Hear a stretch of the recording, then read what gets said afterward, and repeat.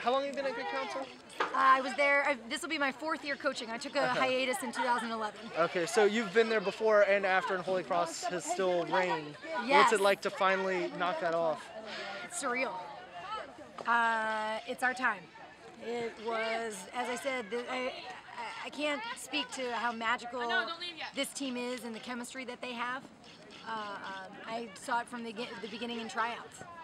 That they had the heart and the passion and the support, and that's the most important thing about they're a team.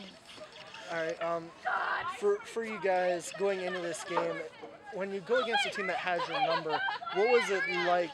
Extra motivation? How do you kind of turn that bad mojo, if you will? Well, you know, we really just approached it that it's just another team.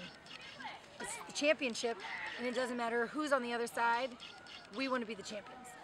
How did you guys do against them in the regular season this year? Not good at all. we lost 3-0. Was that kind of a burn the tape type of game, or what did you take away from that loss? What would? Okay, thank you. I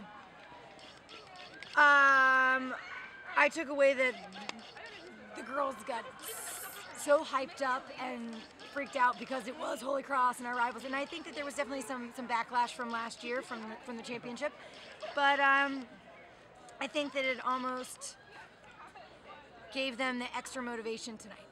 All right, and I heard you talking to your team about Porter. Who's Porter? Oh, he's my son. What happened with him, if you don't mind No, sharing? he